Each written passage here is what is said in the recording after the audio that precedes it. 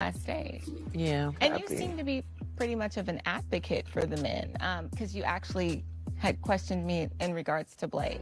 No, I noticed that you're kind of watching what happens with me and the men. So I would just, is there any other? Hey guys, and welcome to Little Black Book. You know what time it is. Talking to you guys, obviously, about Ready to Love, and we're dealing with Jefferi. And Jefferi comes for Sue Ann, and once again calling her the advocate. And really, this started last week on the boat when they had a conversation, and she spoke in front of Demario and Sue Ann defending Blake to her and trying to make her understand. Now, of course, Sue Ann is not without blame. I have to be honest with you, but Jefferi's definitely getting her claws out, and I want to explain, I believe, why. And here's my one reason why, and I'll expand on this a little bit later.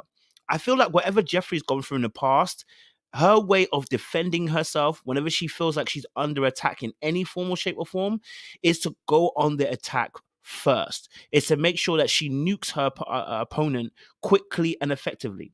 Her drags are effortlessly classy, while at the same time being simultaneously aggressive. And it's quite an art to watch somebody drag in this particular way. I don't like it, in the sense of the fact that I don't think it's fair who she's doing it to, but I do believe that the moment that anybody disagrees with her, the moment anybody says they don't agree with what her viewpoint or perception, she immediately goes into this defensive mode, which becomes her method of attack. So the best form of defense is attack, they say. So we're going to go into that a little bit more deeper, break down the video as well. So if you're new to the channel, you like it, you share, you subscribe to this channel, and let us know your thoughts in the comment section below. But listen, let's get into the video as well. Stay hydrated because the streets out there are hot.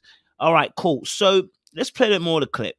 As you can see, first and foremost, look at Cynthia. Love her nails, by the way. She's looking beautiful. Love her voice as well. Anyway, let me stop that. But Cynthia's face kind of shows you like, oh, snap. Oh, because the drag was effortless. And it was cutting, because what she actually said was basically you're basically advocating for these men, and basically what she really was hinting at is you're kind of begging it to pick me, and you know what, you can stay over there with all that kind of nonsense you're talking about, but over here I'm not about to do that with you, right? So let's play a little bit more of the clip. Questions? I'm not sure what you mean, Okay. sweetheart. I'm not sure what Sue Ann's thing is with me when she's, always waiting for a moment to insert herself every Now, I do have to be honest, of course, in the same action, Sue Ann did insert herself in this particular instance. So there is I do have to be fair and balance it out, because they really have history based upon the last time they spoke on the boat. So unfortunately, Sue Ann speaking again in this moment, it might have been innocent. I don't think it was. I think Sue Ann was trying to also kind of like, hey, like, what do you mean by this? But at the same time, it was more of a prod a little bit as well. And you prod the bear and you do get a reaction from that bear. And so Jefferi was happy to supply the energy back. But we've seen already with how she dealt with Blake in the double date, and how she would come after Blake, even though he hadn't done anything. So she didn't need much provocation in this instant, but she took a little bit that she got from Sue Ann, and Sue Ann became her target. Now, I think I think Jefferi likes to have a little bit of an argument, but I think she's choosing her arguments very well. I don't think she's chosen anybody else to argue with. Well, no one else has crossed her in the exact same way either. But I think Sue Ann being someone who sees an injustice likes to speak up. I think that's the kind of person Sue Ann is. I mean, she's a lawyer, advocator. And I think advocates not oftentimes advocate for people who don't have a voice. And I think she's kind of seeing that when Jefferi's dealing with Blake's situation. But the problem is Jefferi ain't here for all that chit chat. Okay, she ain't gonna have it. time I speak, but let's just call her Advocate Sue. In regards to Jefferi's men, she got her attorney suit on now. She ready. I just want to make sure because,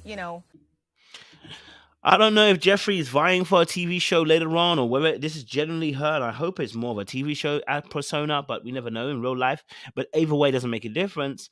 The tigerish comments that she makes, especially it's not the first time we've heard about the advocate Sue. We saw this last week when I was talking with Demario and her, and in actually real sense, she didn't have to speak her situation with Blake in front of Demario and Sue Ann. She chose to do that, whether it was production direction or not. She chose to do that, and when she did that, she invited Sue Ann into what was happening. And then now we're talking about a situation which, again, is slightly different because it's about Demario, not about Sue Ann. Sue Ann shouldn't have really spoken up and said anything about the situation, left it as it is, because really and truly it had nothing to do with her. right? But I know she was trying to help her point out about the fact that, and it was a little cheeky dig. No, it was by Sue-Ann. It was a cheeky dig because there was no need to say, "Oh, but I thought you guys had something special." And it's almost as if like what Sue-Ann's also trying to do is prove to the group, without being too obvious, that Jefferi is actually a problem amongst the ladies rather than Blake being an issue, or rather than any of the other guys being an issue, rather than Damari being an issue. She's more of a case kind of showing by being passively aggressive and being very subtle, but kind of saying like, you know what, Jefferi's the issue. That's why she mentioned, oh, but you said that obviously, you made it up or whatever. You guys cleared it up or whatever. She said, well, I kept the same energy, so what you gonna do? Right? So it was a little, Sue-Ann tried it. She did. She tried it. I have to be Blake honest. pulled me to the side for a private conversation, and Sue seems to be the advocate. Like, if you are confident in your connection, you shouldn't be concerned with why I didn't want to. Now, here's where I feel like Jefferi's being definitely disingenuous. Sis, you brought your conversation to Sue-Ann. Let's not do that. That's disingenuous, because you know what you did?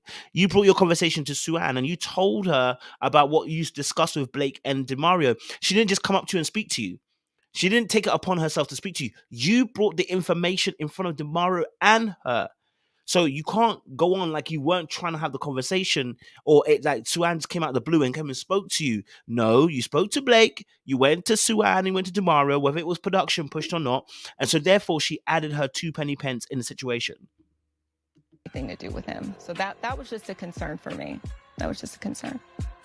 My thoughts on the situation with Jefferi calling me Advocate Sue. I definitely am an advocate for.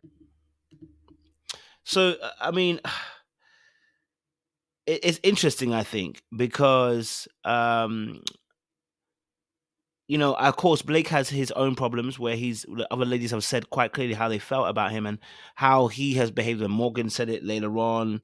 I think even Janique said it was very cold of her as well. And we'll break down that date as well a little bit later on, because I think there's some interesting things that were going on there. But the reality is, in this situation, what we saw is how Sue-Ann basically said that, Jefferi is obsessed.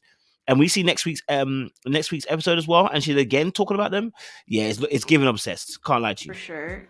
It's starting to give obsessed, because I'm like, if you don't like someone and they don't like you, then move on. Some people handle rejection with grace and that's the biggest thing here, that Jefferi, it's giving, now it's starting to give off the impression that you wanted to have control over the proceedings. You told a story to the girls, he approached you, then didn't go all the way to discuss the issue, left it alone. Then you decided, then we have a double date. I said, I'm leaving it alone. You prod me 3 times in that date to try and get me to say something that's a bit wild. What? To make it feel like, you see, I know he likes me, or whatever. Or, see what's about his behavior and how mad he is. Listen, I'm not saying that Blake ain't problematic, but Jefferi's trying to prod him. And now partly Sue-Ann in this lounge was trying to prod her as well a little bit as well. So, she's not without her faults. And I just wanted to break down that little date there, because I think Jefferi has some wounds that she's not discussing. I think if we go deeper into her life story, we'll find out there is some wounds that have happened with men, potentially probably dad, or could be even past boyfriends, that have wounded her in a particular way that she's reacting the way she's reacting. I'm not saying that she's, a bad person, but it's just, there's something there that is being triggered. And it's causing her to react every single time, especially to Blake. It's like, why do you keep coming after him? Anyway, we gonna leave it there. Okay, like, share, subscribe, guys. Click on the bell button for notification of the uploads. Let us know your thoughts down below. But don't forget, we are on our journey, baby. We're on our journey as well to 100. That's the wrong one. To 100K. We want to be able to have you guys help us meet our goal of reaching 100K. So make sure you guys do. And don't forget, we have a cash out. Listen, baby, listen. If you feel like you want to support me, you feel the Lord is leading you, let him lead you, baby. Let him lead you, sis. Okay, let him lead you, brother. Okay. Appreciate you guys. Stay locked and loaded. See you soon.